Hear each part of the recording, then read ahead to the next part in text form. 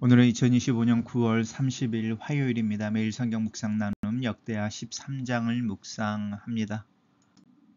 본문을 읽습니다. 여로보암 왕 18째 해에 아비야가 유다의 왕이 되고 예루살렘에서 3년 동안 다스리니라.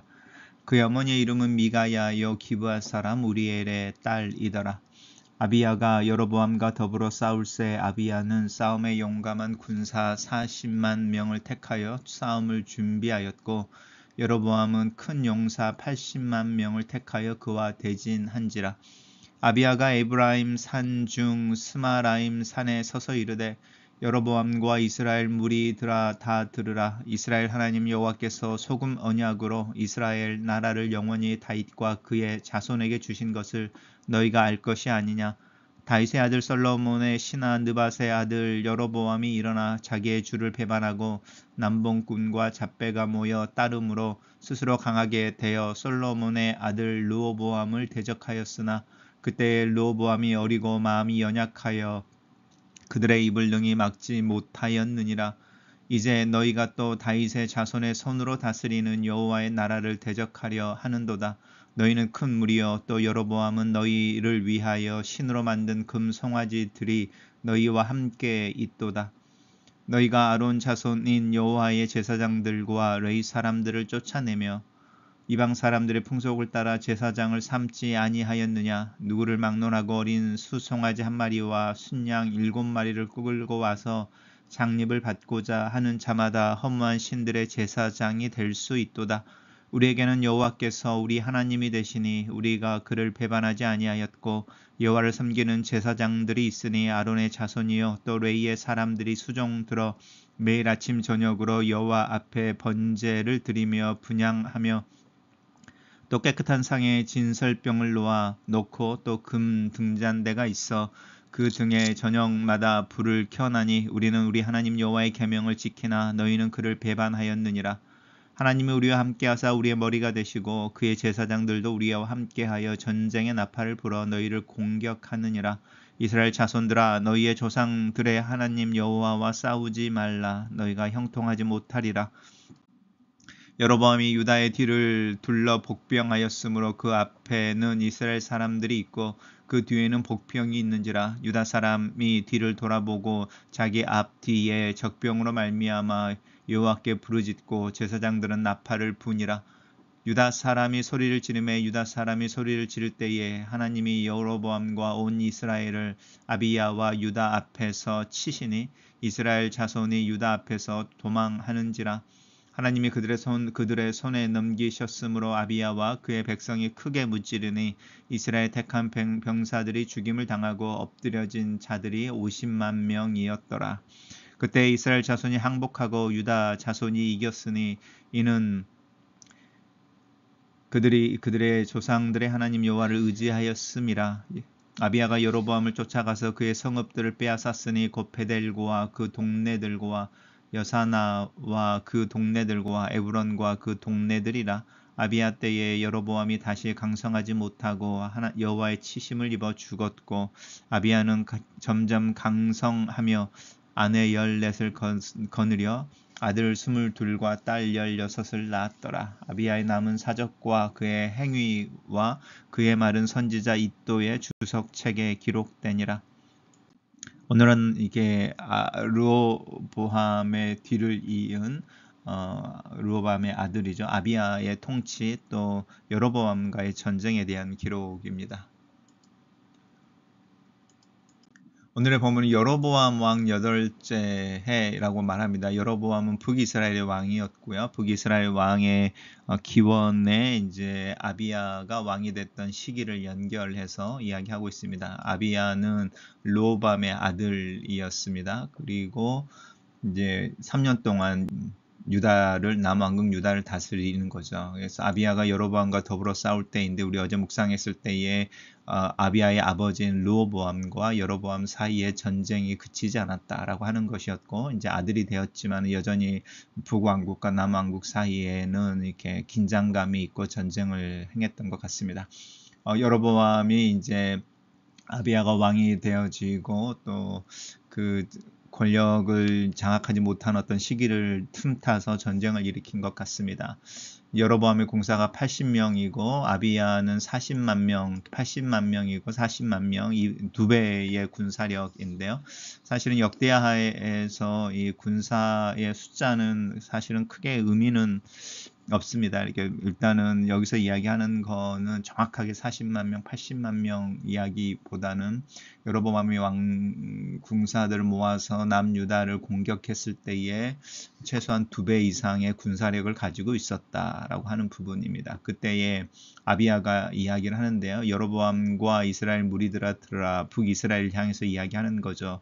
하나님께서 이스라엘 하나님께서 소금 언약을 맺으셔서 다윗과 그의 자손에게 이스라엘을 준 것인데 여로보암이 일어나서 솔로몬을 배반하고 남봉꾼과 잡배가 모여 따름으로 스스로 강하게 여겨 솔로몬의 아들 르호보암을 대적하여서 북이스라엘로 이제 나라를 분열시켰다라고 하는 부분이죠. 그때에 르호보암의 어리고 마음이 연약하여 그들을 진압하지 못해서 너희들이 그러고 있는데 이제 또 다윗의 자손으로 다스리는 여호와의 나라를 대적하려고 한다 이렇게 말합니다.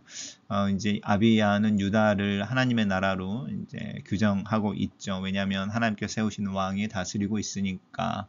그리고 이 나라에는 여전히 하나님의 계명을 따라서 또 솔로몬이 만든 성전에서 율례를 따라서 하나님을 예배하는 일들이 지속되어지고 있는 것에 반해 북이스라엘에는 우상 숭배와 또 이 종교적인 직분이라고 하는 역할들에 대한 매관매직과 이런 요소들이 있어서 하나님으로부터 버림을 받게 되는 것에 대해서 이야기합니다. 그러면서 이스라엘 자손아 너희는 너희 조상들의 하나님 여호와 싸우지 말아라. 이제 이렇게 이제 자신을 공격해 오는 유다 왕으로서 자신을 공격해 오는 북이스라엘 향하여 이제 연설을 하는데요. 이제 이야기 내용을 잘 읽는 중에 이 여로보암을 따르던 이들이 남봉꾼과 잡배들이었다 이런 표현이라든지요. 르호보암의 어리고 마음이 연약하여 그들의 입을 능히 막지 못했다라고 하는 것은 굉장히 주관적인 아비야의 표현이고 또 이 역대 기가 쓰여지는 어떤 사관에서 나오는 표현이지 역사적인 사실은 아니다라는 것은 기억하시면 좋겠습니다. 그 이야기를 듣고 이제 여로보암이 북이스라엘 왕인 여로보암이 유다를 뒤로 둘러서 앞과 뒤를 이렇게 포위를 하는 거죠. 둘러서 쌓인 거죠. 왜냐하면 2배의 군사력을 가지고 있으니까.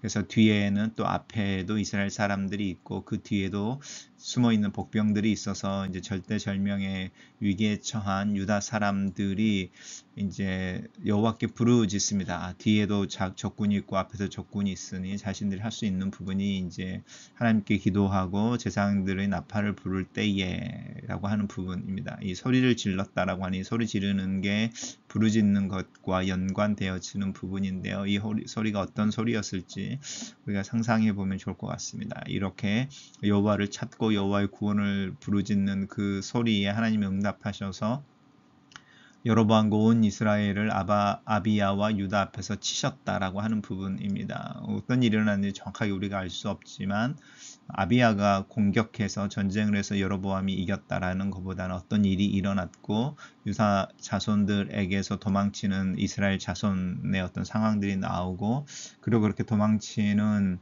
이스라엘을 추격해서 이제 아비야가 그 이스라엘 백성들을 무찌르고 또 이제 항복을 받고 또 이제 여로보암을 쫓아가서 성읍들을 빼앗아 왔는데 우리가 아는 베델이라고 하는 또 에브론이라고 하는 우리 여사나라고 하는 이제 동네들을 성읍들을 이제 정복했다 이렇게 이야기합니다.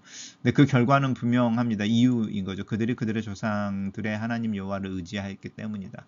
계속적으로 그 솔로몬이 기도했던 역대상 7장 14절의 기도를 근거로 해서 역대기 내내 하나님을 찾고 하나님을 의지하는 자들에게 군사력과 상관없이 하나님이 그들을 보호해 주시고 승리를 주신다. 하지만 그렇지 않고 하나님을 배반하고 우상 숭배에 빠졌을 때에 하나님이 그들을 징계하시고 하나님이 스스로 그 백성들을 이렇게 버리시는 것처럼 징계하신다라고 하는 그 사관이 역대기에 계속 반복돼서 나오게 되는데요. 그 첫 부분이라고 할 수 있습니다. 아비야의 때 여로보암이 북이스라엘의 왕인 여로보암이 다시는 강성하지 못했고 이제 치심을 입어 죽었다라고 하는데 뭐 이렇게 전쟁에서 부상이 있을 수도 있고요. 하나님의 징계로 여로보암의 죽음에 대해서 설명하고 있습니다.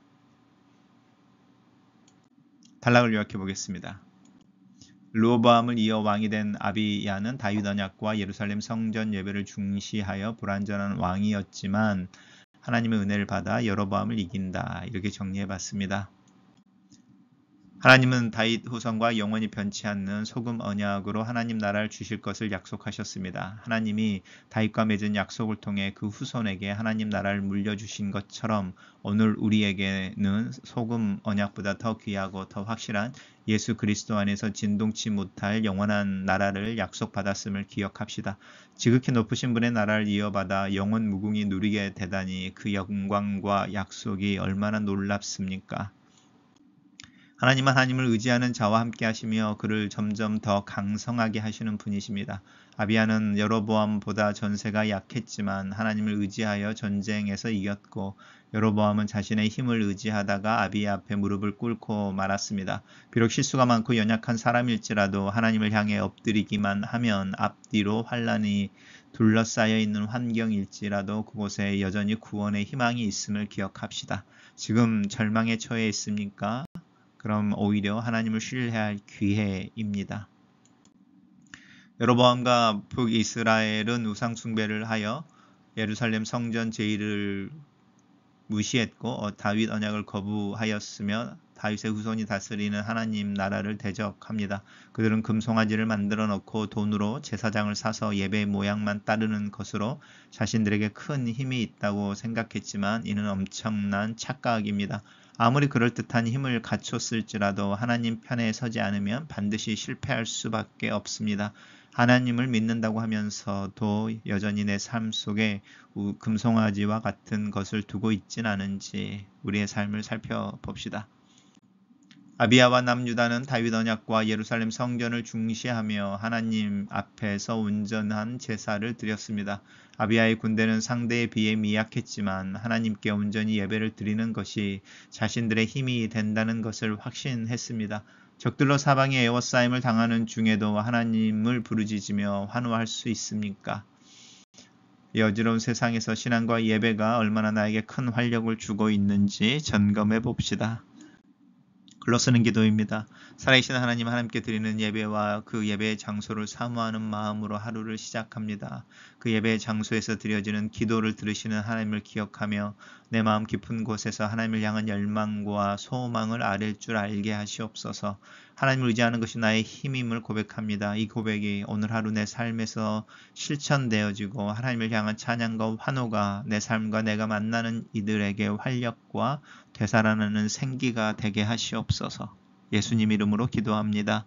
아멘.